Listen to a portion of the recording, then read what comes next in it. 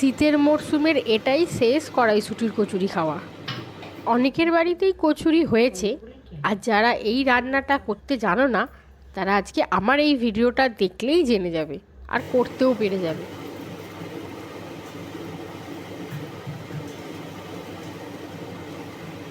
আমি এখানে 250-র মতো কড়াইশুঁটি নিয়ে ছাড়িয়ে রেখেছি, আর এতে দিয়েছি 4-5টা লঙ্কা, কাঁচা লঙ্কা, আর দিয়েছি এক গাঁটের মতো আদা কুচি করে নিয়েছি।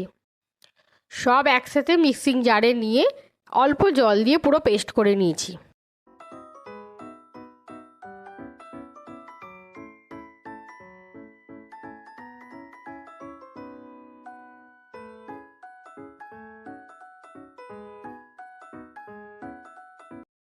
এবার একটা কড়ায় 4টে এলাচ মানে খোসা ছাড়িয়ে ভেতরের বীজটা দিয়ে, একটা লবঙ্গ, একটু নেড়ে তারপর বেশি করে একটু জিরে দিয়ে ভালো করে ড্রাই রোস্ট করে নিয়ে ওটাকে গুঁড়ো করে রাখতে হবে।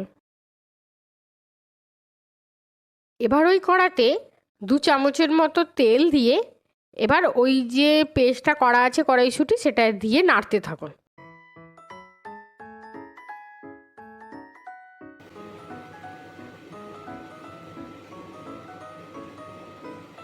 যখন এই পেস্টটা একটু শুকনো শুকনো হয়ে যাবে বা জলটা মরে যাবে, এই রকম পর্যায়ে আসবে, তখন ওই যে গুঁড়ো করা যে মশলাটা সেটা দিয়ে ভালো করে মিক্সড করে নিতে হবে। এই কড়াইশুঁটিটা শেষ বলার কারণ, মানে কড়াইশুঁটির কচুরিটা এই মরশুমে শেষ বলার কারণ হচ্ছে এরপর যে কড়াইশুঁটিটা মানে যখন মরশুমটা এই শীতকাল শেষ হয়ে যাচ্ছে, এবার কড়াইশুঁটি সব উঠে যাবে, সব কম দামে থাকবে, এগুলো সব বুড়ো বুড়ো হয়ে যায়। আর বেশি মানে যখন বুড়ো কড়াইশুঁটি দিয়ে কড়াইশুঁটির কচুরি করা হয় তখন একটু ছাড়া ছাড়া হয়, মানে ঝরঝরে হয়, এরকম টাইটটা থাকে না। তখন পুর ভরতে গেলে ওগুলো ছেড়ে ছেড়ে চলে যায়, মানে ফেটে যায় বেশি, ছেড়ে ছেড়ে চলে যায় বেশি। ব্যাস, এই পুরটা এবার রেডি হয়ে গেছে।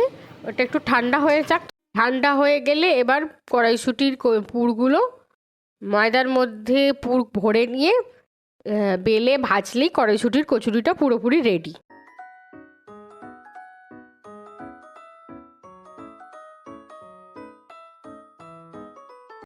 এরকম করে করলে কড়াইশুঁটির কচুরিটা যেমন ফুলকো ফুলকো কড়াইশুঁটির কচুরি হবে আর খুব ভালো খেতে হবে। আমার ভিডিওগুলো ভালো লাগলে ইউটিউব থেকে দেখলে লাইক, শেয়ার অ্যান্ড সাবস্ক্রাইব করে দেবেন, আর যদি ফেসবুক থেকে দেখো তাহলে আমাকে একটু ফলো করে দেবেন।